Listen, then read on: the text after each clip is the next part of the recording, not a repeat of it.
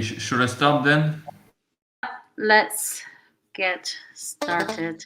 So, Gary, we have this on recording and live streaming as well, right? Yes. Okay, cool. So, Okay. yeah, so welcome guys to the AladdinDAO and BanklessDAO co-hosted research meeting.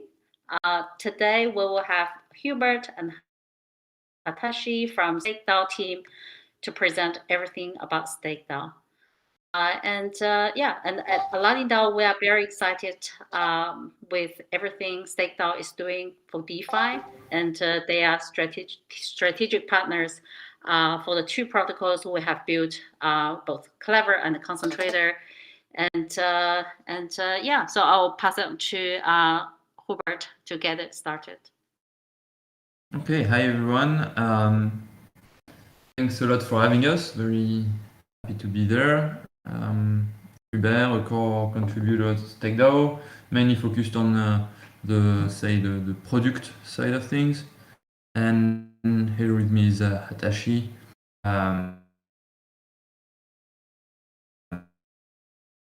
Who is like and so yes, very happy to be there. We have a very short presentation, mainly aiming to have support to understand like the complexity of the product we've developed over the past year. But yes, please don't hesitate to ask questions in time, and it's good as it is. Okay, I guess yes.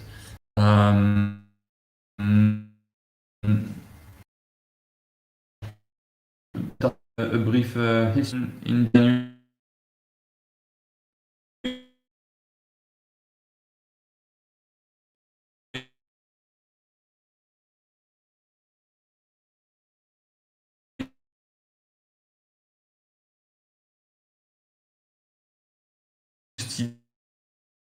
Yield to our users.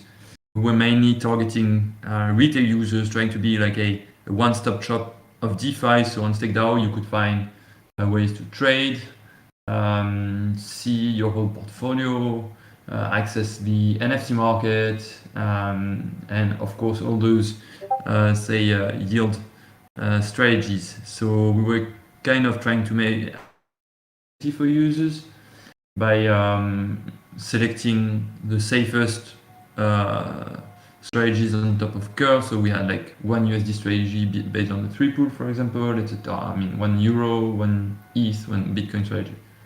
It was some good times, like still middle of the bull. And then in May 21, Convex came into this market, disrupting it by offering a very efficient and very good product, which led everyone to start locking their CRV on Convex, and the yield became very competitive. So during that period, we had sales bid, so we kind of focused on more advanced strategies with some advanced derivative strategies. We were the first one to build option strategies on top of LP tokens, so having 2 layers of yield generation, providing like crazy APYs to users. So this was super cool. We had like an arbitrage strategy, which was performing arbitrage on Avalanche, when this kind of stuff, right? And then, so that was like for the whole second half of 2021. And then something happened in August 21, which was the launch of Bribe.curve.finance. So it sounds very like tiny event, but actually it was this stuff changed the whole DeFi landscape, right? Because it made everyone aware of the value of governance tokens, and which doesn't sit so much in the fees those governance tokens are receiving, but much more in the decision power they provide, right? So before that, all the, what we called curve wars were really focused on the boost, right? The more CRV you had, the more boost you can provide to your strategies, and the more fees you get, right? But with bribe, now, I mean, the boost is not even so important anymore. What's really important is the VCRV voting power, right? Convex managed to, thanks to Votium, managed to create this market where they've wrapped the VCRV voting power inside the CVX token, and that's what provides value to the CVX token, right? So we thought that there was an opportunity here to provide even better value to users. Also, in collaboration with the Curve team, who was seeing with a bit of caution the fact that Convex was basically wrapping the Curve governance power inside another token, leading to some massive CRV dumps, etc. So that's when we started working on what we call the liquid lockers, which is the current form of StakeDAO, right? We managed to ship those. I see a little mistake here. It's not May 21, but we managed to ship those liquid lockers in early 2022. Basically, the way lockers work, the main difference with Convex is that when you lock a governance token, you keep the voting power which comes from it, right? Whereas on Convex, for example, or on Aura, I'm sure you know Aura, when you lock a BAL or when you lock a CRV, you lose the governance power that you are providing. You are transferring this governance power to some other tokens that you don't hold, right? So this was quite successful. During the first few months, we managed to develop 6 governance markets. That's also a main feature of the liquid lockers, is that it's market agnostic or protocol agnostic. Any protocol with V token can have its own liquid locker. So currently we have 6 liquid lockers right now. The Curve, FXS, Balancer, Angle, APY, and Blackpool lockers. We really managed to increase rapidly our locking rate thanks to this new architecture, multiplied by 8 our CRV position. Now we are I think the 3rd CRV holder with around 24 million CRV locked. On the Angle market, we managed to have more than 50% of the Angle total market share, and etc. I'll let you see the little figures, but yeah, $25 million locked permanently by users and 50 million in our strategies, which is just basically the beginning, right? So I'll dive a bit deeper in the technicality of this, but please, if you guys have any question at this stage, I'm just afraid I'm too technical and nobody understands me. So please don't hesitate to stop me. So basically, the way the lockers work is we have 3 entities, right? It's like on Convex, basically. You have 3 stuffs. You have the CRV locked, which are called Convex CRV on Convex. On StakeDAO, it's called SD token. So for CRV, in this example, it's CRV. So we have SD CRV, we have SD BAL, SD FXS, SD Angle, etc. We have the strategies, which are basically the liquidity pools that you can find on the underlying protocols for which we lock. And we provide StakeDAO users the ability to receive boosted yields from the lockers on those pools. Right? So that's what you see on the right, the strategies. And we have the SDT, token, DAO token, which also plays a part in this architecture. So how does it work? You basically have three kinds of users, right? You have the users who have governance tokens. You have the users who are farming on the underlying platform. So, for example, users which have stablecoin and want to farm on, I don't know, like Frax BP ALUSD pool. They have an LP token, and you have the users who are, say, long SDT. And some of them can be like obviously combined, right? So if you have a governance token, basically you can either mint SDCRV by depositing CRV, or you can simply buy it on Curve.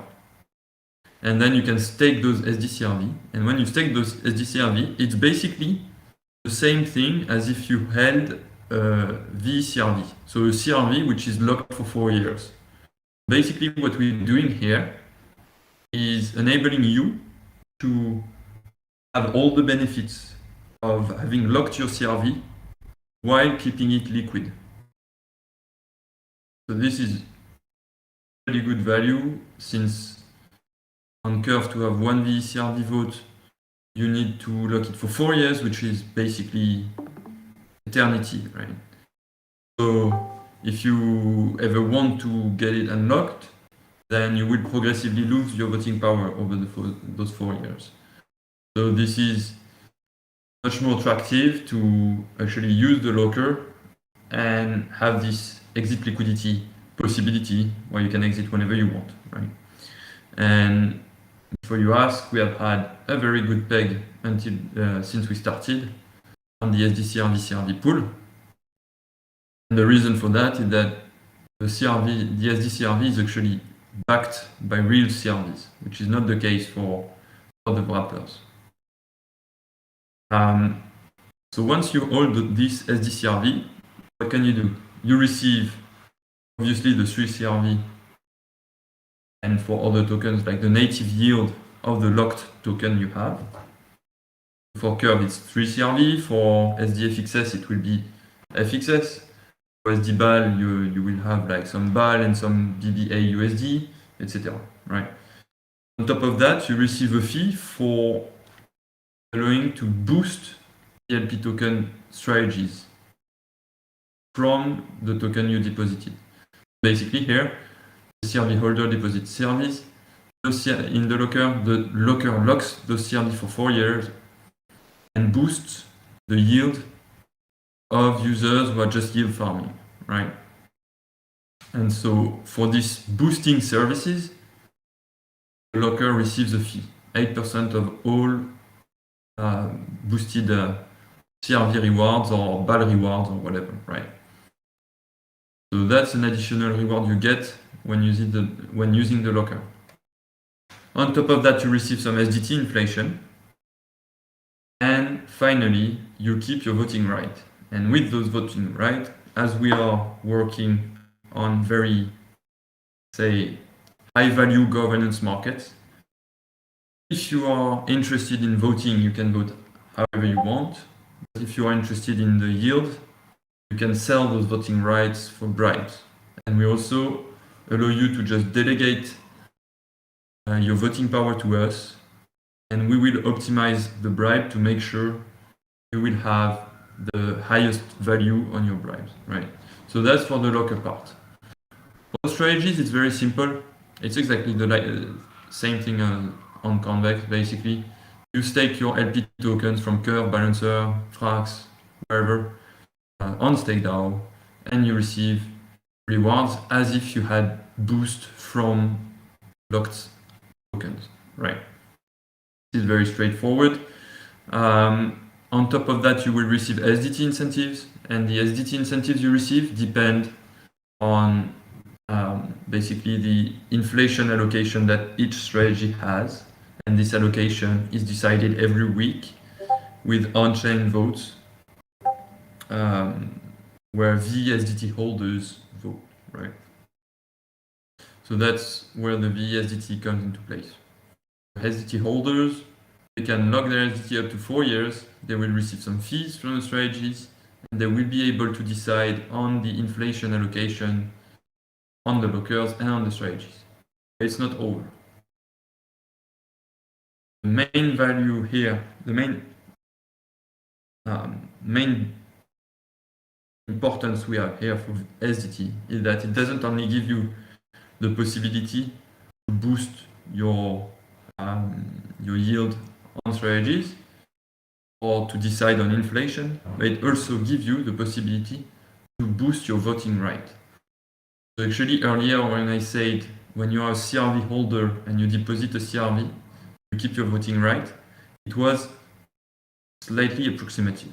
Basically, if you are a CRV holder depositing CRVs in the locker, you receive a percentage of the voting right underlying, right? If you have no VSDT, you will receive currently it's around 70% of your voting right. So you deposit 10 CRV, you receive 7 VCRV votes. If you have some VSDT, you can boost this voting power, right? And you can go up to 2 times your voting power. So currently the max is a bit probably it's like 1.7 times. So imagine you have some CRV holders, you have locked some SDT. Then you deposit, say, 10 CRV, you will receive 17 votes, right? 17 votes, which will lead to bribes, which will lead to crazy APYs. And this is actually very profitable to do that because SDT is trading much lower than curve. Therefore, it's from an APY perspective, it's interesting to have some locked SDT. Even if they are locked for 4 years, even if you consider them like sunk cost, you will achieve better APY by locking a bit of SDT than just depositing CRV, right? So all this enables governance, people who are interested in taking part in those governance game, coming with us, right? The final stuff that I will mention is that if you don't want to lock SDT, you can actually rent the SDT boost from other users who have the SDT but are not using them to boot their stuff. That's getting a bit complicated, I guess.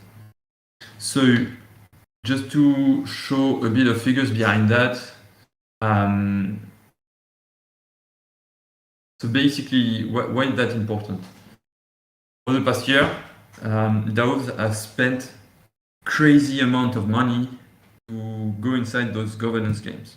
Reason for that is that the traditional liquidity mining, where you incentivize users with your native token to provide liquidity to your token, is basically very inefficient. Because pretty much all your inflation is going back inside the pool, and the actual pool size, actual liquidity is not increasing, it's only your token price who will decrease, right? So if you can have incentives higher than the one you are paying for, it's going to be very positive for your liquidity, for your long-term sustainability, etc. We've seen DAOs such as at the time Terra, Frax, Alchemix, etc. spend sometimes up to $10 million each every other week to bribe people to vote for them, right? Sometimes also some DAOs have acquired enormous amount of CVX, BAL, CRV, Aura, FXS, etc. just to be able to boost their liquidity pair. So that's just like a kind of little intro to explain how important it is to achieve efficient pricing on your governance cost. If your plan is to have another protocol incentivize your liquidity, to have it efficiently, you need to make sure you pay the lowest amount as possible. And the product we've designed with the liquid lockers is such as we minimize this governance cost compared to any other solution. So I put a little table here where you can see, you can compare the cost of locking directly on the native protocol, the cost of voting through SD tokens, so SDCRV, DBAL, etc., and the cost of using alternative solutions such as Convex for Curve, or for FXS, or for BAL, etc. Angle, we have no competition so far. And you can see that for Curve, we managed to be even cheaper than the native staking. For Balancer, we are still more expensive than the native locking, but at least you have this liquidity, right? This is the same for FXS. And finally, for Angle, we're also cheaper than the native locking. This led a lot of DAOs to start using StakeDAO to incentivize the liquidity pair. I listed the one we know here. So the first one was Alchemix. Also, Silo is a big one, trying to push their liquidity on mainnet for their C-Euro token and soon for their C-USD, etc. And all of them are basically using it either to increase their revenues on their POL or increase the liquidity of their native token. So I wanted to include other slides, but I'm actually very sorry I didn't have time to finish. Wanted to add a slide on the strategies, but didn't manage to do it. So we'll do only orally. So basically the strategies. So the strategy is this part, right, where you can stake the LP tokens. So the strategies can be more or less competitive compared to what you can see on other solutions. What would be the catalyst of this competitivity is basically the amount of V token we have, so our capacity to boost those strategies compared to the TVL we have. That's one thing, and also the amount of incentives we are distributing. So basically, if you look only at the CRV part, for example, of the rewards you would get, a smart investor, knowing that StakeDAO has around 25 million CRV and Convex around 250 million CRV, a smart investor would put 10% of their LP tokens on StakeDAO and 90% on Convex. That way they could manage to optimize the boosting they are getting through the two platforms. This works also for Aura and for SDBAL, or same for SDFXS and Convex FXS, etc. So that's for the, say, first layer of rewards. Then with regards to the incentives, you have two different solutions in this ecosystem. On Convex or Aura, the incentives are proportionate to the rewards farmed, or on StakeDAO, they are proportionate to the VSDT votes of the previous week, which means that some strategies will be more attractive on StakeDAO certain weeks, and others less attractive than the Convex one or the Aura one. But there should always be some attractive strategies on StakeDAO. And long term, all this market should get quite efficient, and liquidity should move pretty smoothly from one solution to another. That's for the strategy part. Also, I included a quick roadmap here.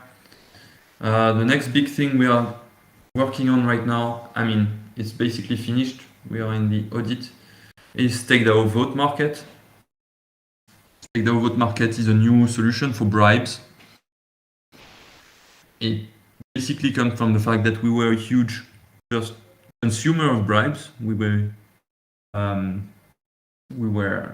voting every week for months now and claiming bribes, and we've seen what are the pros and cons of the existing solutions in the market, and how sometimes it can be difficult to select your votes depending on the financial outcome you plan to achieve.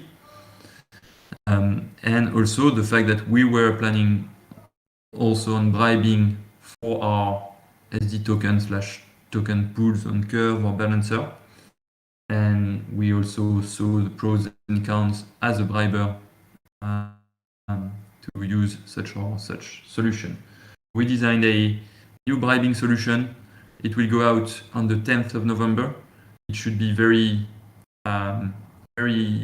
efficient and attractive for protocols, and also it will be the first one which is fully on chain, apart from the bribe.crv.finance one. So very happy to answer any question on this. We're quite excited about that. Also, part of the roadmap is bringing the various strategies we have from mainnet to L2s. Yesterday we just shipped the Curve Arbitrum strategies. Now we will move to the Optimism, XDAI, and potentially Phantom ones. And we will also lobby as much as possible on other platforms so that they can enable L2 boosting, so that we can deploy this architecture on as many chains as possible. What's exciting about that is that we're the first one on L2s. No other protocols are providing boosting services on L2s. So we believe it's a huge opportunity for growth here. Then once we have had the strategies on L2s, we'll probably try to also bring the lockers on L2s. This is quite technically challenging. And also seeing StakeDAO as a piece of infrastructure, which is, as you've seen, pretty complicated. We will create an SDK so that other protocols can build on top of it very smoothly and deploy simplifying solutions to use the lockers in an efficient way. We've already discussed with AladdinDAO, who is going to deploy Clev and CTR on top of the lockers. This is a first step of say, inclusion of the lockers inside broader solution and more retail-friendly solutions. But we plan to have like many more like that, and also to deploy our own ones. And probably also next year we'll develop a lending platform in which we will enable users to borrow against their StakeDAO LP tokens.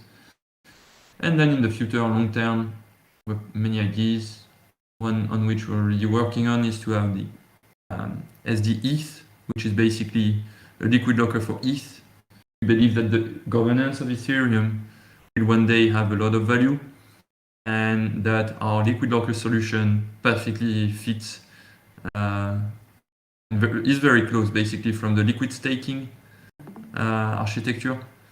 So we believe that there is a good rationale for us to engage into liquid staking. Also, forgot to mention, but DAO has run validators on many chains, including ETH, for years now. So we have a lot of experience in there. So yeah, that's pretty much it. Also, like plenty of other ideas for growth, but this is very long term, right? And yeah, this is just a picture of the elephants. I think I'll stop there. Atashi, not sure if you want to add anything. No, I do think there's quite complicated. I've got a couple of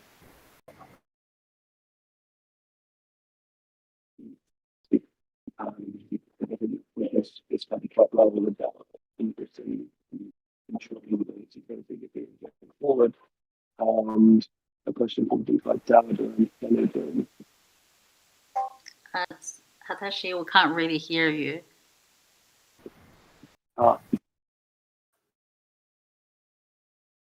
Do you want to try with a different network?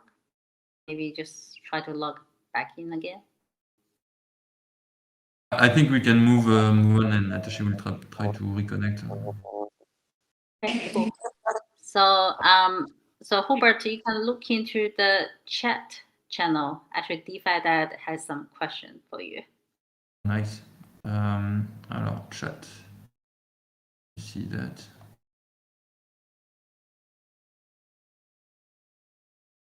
So I'm a big boomer on Discord, big Telegram fan.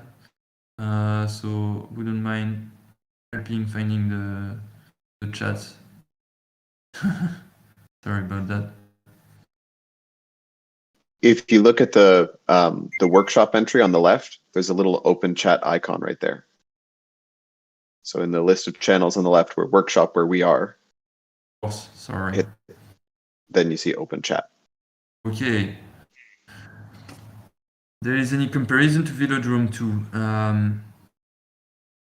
So basically, Velodrome, as far as I understand, is kind of a DEX which uses kind of a, say, improved V tokenomics model, or at least like amended V tokenomics model. I am not sure they are themselves offering boosting services and governance services. But to be honest, I'm not an expert of Velodrome. I know we have looked into creating an SDV law, but the difficulty with that is that they don't offer boosting, right? So the way we make money at StakeDAO is by taking a fee on the boosted strategies. If there is no boosting involved, it's much more complicated for us to integrate them. However, we've already done that for IP Wine, for example, where there is no boosting involved, and we take a fee on the locker directly. So it's something we could discuss.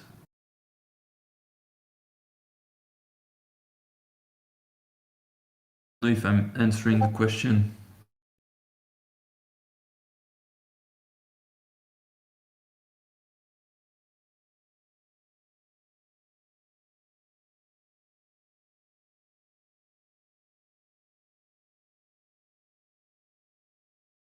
Hey, if boosting is one of the criteria that makes for like a good liquid locker, what else are you looking at? If I just kind of look at the different lockers that you have, like how do you think about, you know, what's the next locker that you put on, or what are the criteria for good lockers? So when we look at including a new locker, for us now we have like a very smooth experience of including new lockers. It can be done in a couple of days. Basically, we look at the market size, notably on the strategy part. Is it going to bring some TVL, etc.? We look at the strategic value, and we look at, obviously, as can we deliver some value add to users on this market. From that point of view, next one we are going to ship is the Wi-Fi. Basically, it's been ready for 1 month now. Just waiting for Wi-Fi to ship it. But the SD Wi-Fi should be able to go out the day the Wi-Fi is launched. So we are quite excited about that because it's good amount of TVL that could come. But also, as you've seen, we like also small markets. We are very fond of our Angle locker. Also, we are all very bullish on Angle in StakeDAO because, I mean, we know the team very well. Amazing devs with amazing backgrounds, and they're just like shipping crazy. So we're very happy having a good chunk of this market, even though currently it's representing a very small TVL. So, I mean, from us, it's not too annoying to add more market. Like it doesn't lead to so much more manual maintenance, etc. So for sure, the next one after Wi-Fi we will look at probably the CTR or the Cleve could make sense. We need to dig into it. Also the ribbon. I've tried to talking with Julian from Ribbon about that. He's not so he doesn't know so much about like this kind of dynamic yet, but it's open discussions. But yeah, I mean, we can be quite flexible because if you think about it, vWiFi is extremely different from vCRV, to be honest. But the architecture is so flexible. We can integrate pretty much any locker which has boost and governance power.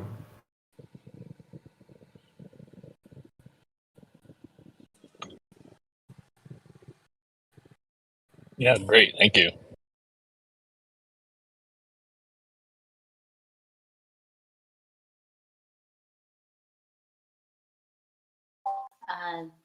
Have any other questions for Hubert, Hatashi?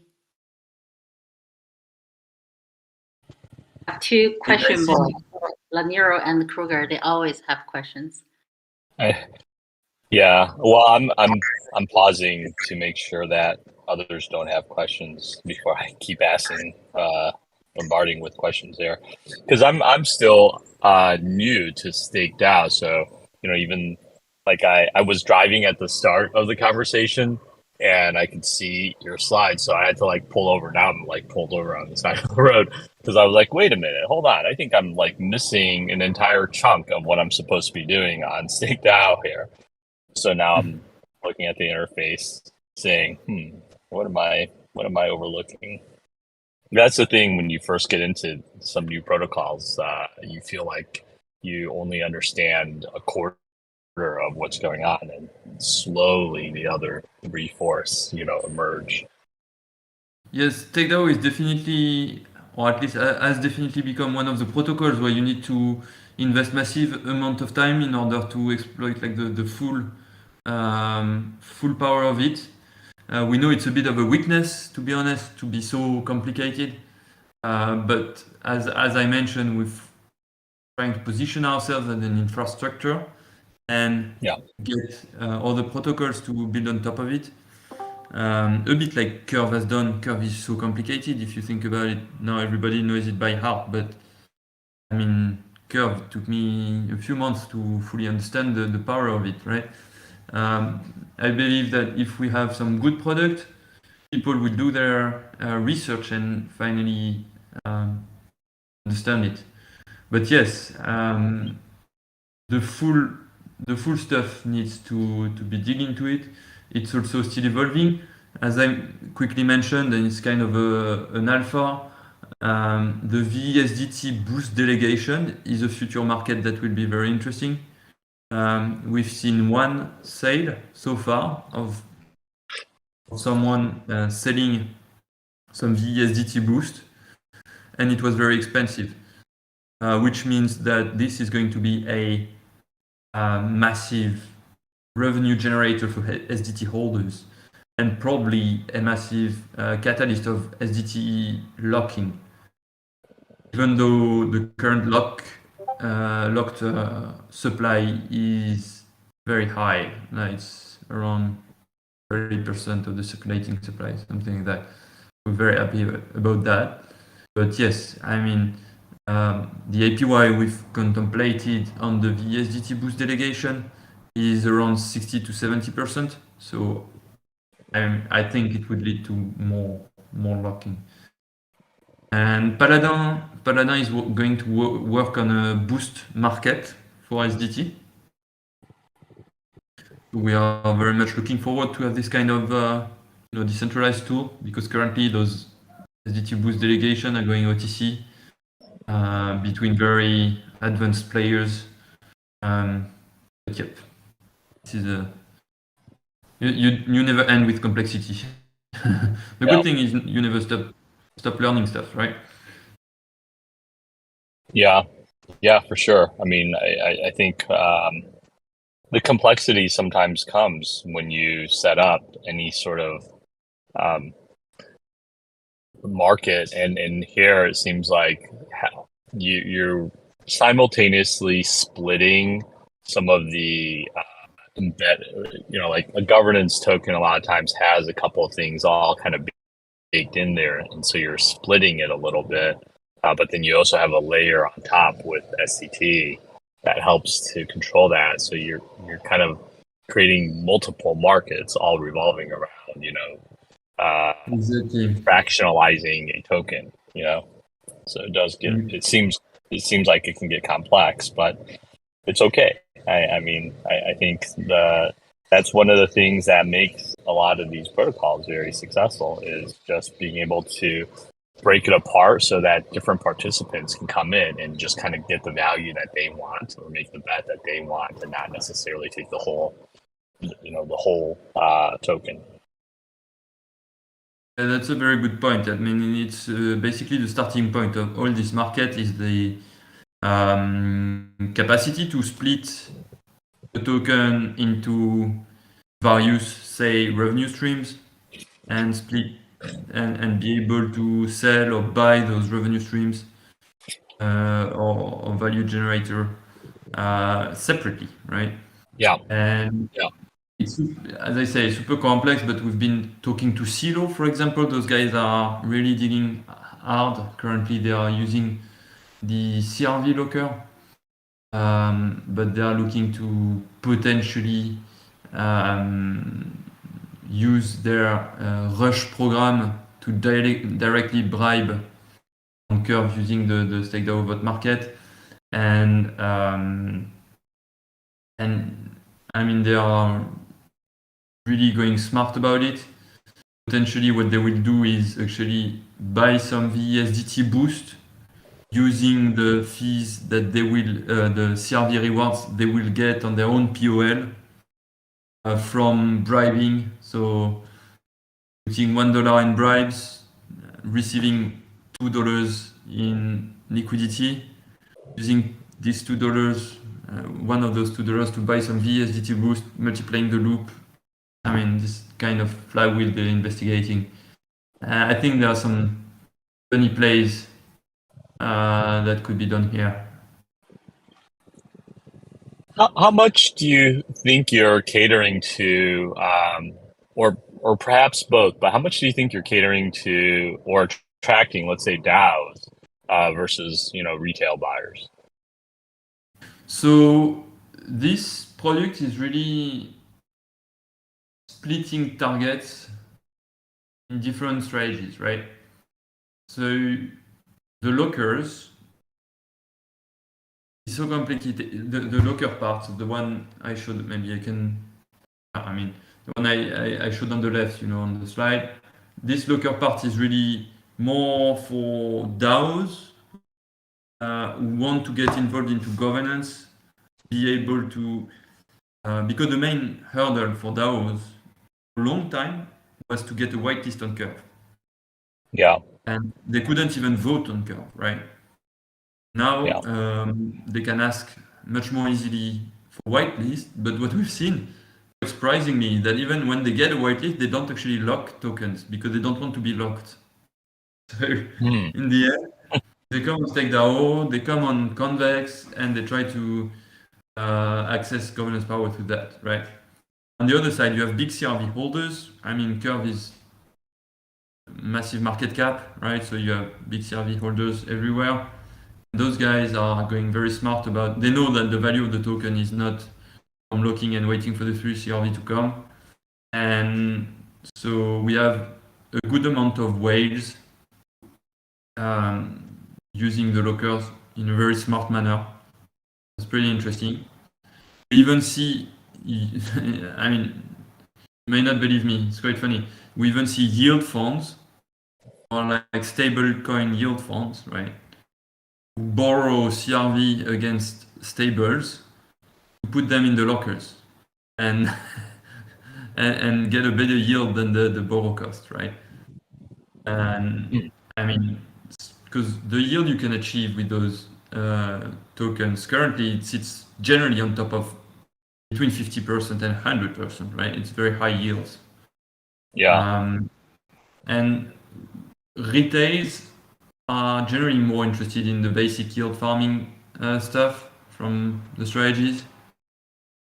This is very easy to use. You just take your token, as simple as on Convex, as simple as on any yield farming solution. So I'd say the strategies part is more for retail. But actually there are also a lot of yield funds. I mean, a lot. We have seen a few yield funds actually using the strategies. Also in a very smart way, combining with some SDT holding to bring the incentives toward their pool.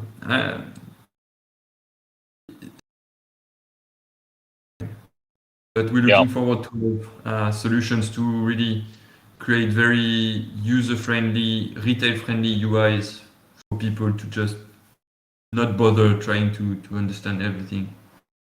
Have someone smart do it for them.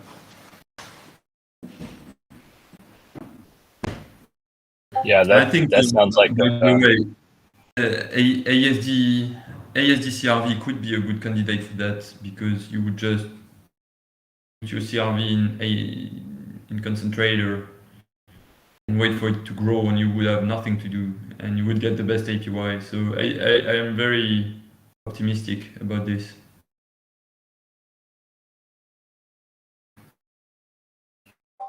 So, Hubert, as you said, the space actually is getting really competitive, right? So, can you comment on, how do you see the competition, right, for CRV locking game going forward? Convex has been dominating the space. StakeDAO and YEarn are catching up quickly. So, how do you see the competitive landscape for next 12 to 24 months? That's an excellent question. Since we launched, so basically, going back to the little bit of history, Convex pretty much killed the games when they when they killed the game when they launched, right? That very competitive solution for Convex CRV. Now that we have issued the lockers, the dynamic was more on our side. We received most of the locking during the past few months. Unfortunately, it's the bear market, so we're talking much lower amount of tokens, but dynamic was definitely on our side. However, Yearn shipped another version of a CRV wrapper with all the marketing that comes to it. They have basically, what they did is that they took, I mean, I don't know if it was their thinking process. I'm not saying they even looked at us, but their solution with YCRV being potentially staked in like ST YCRV or something like that, and then VL YCRV, etc. It's basically as if you cut half of like SDCRV on one side, and you had to choose between one benefit or the other for SDCRV. So I personally believe that YCRV is less attractive than SDCRV. SDCRV is all about user freedom. The user gets to do whatever he wants with it. If the user doesn't like how we vote, how we optimize the bribes, they do it themselves. And sometimes some very smart ones manage to achieve better governance outcome than us, right? And I think there's much value in this liberty. But obviously the Yearn marketing machine is good. We are much smaller comparatively. So since they launched, I have to admit they had a better dynamic on the CRV part. Also, they had a good deal where they offered Abracadabra to vote with their own 5 million CRV in exchange for Abra using them for 3 million CRV. I mean, they did a few deals like that, which are very interesting for users. And obviously, I mean, yeah, there are some good assets they can put forward. Long term, I still believe the solution of the lockers is interesting, also because it's not only one thing that's important is that when you have a VSDT, you boost all governance tokens, right? You boost your voting power on Curve, but you also boost your voting power on Balancer and also on Frax. We see many protocols today who have a liquidity pool on Balancer and a Frax BP pool on Curve. So for example, those guys, they would be interested in the CRV. Like, let's say, for example, ShiDAO. ShiDAO, they have a my USDC pair on Balancer, and they have a Frax BP my pair on Curve. So those guys, and they also have a my pool on APY, which means that those guys, and finally, they have strategies on StakeDAO on top of that, right? So those guys, buying SDT for them would boost their ability to incentivize their pool from wherever they need. I think this is like massive value, to be honest. Yeah, so we definitely a big believer in StakeDAO, and people will be able to add leverage to the liquid locker from Clever very soon. And we're also going to have another product coming to Concentrator, and people are going to earn auto compounding yields on liquid locker as well. Yeah, so have been very impressed with the growth from liquid locker recently. Definitely look forward to big success from you guys on the Curve side and also beyond Curve. Thanks a lot, Charlene. I really hope to see. Right? Do we have any more questions for Hubert?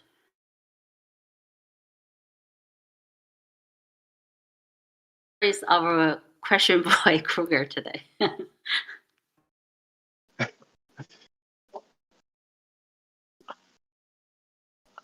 I'm here. I'm just soaking it all in.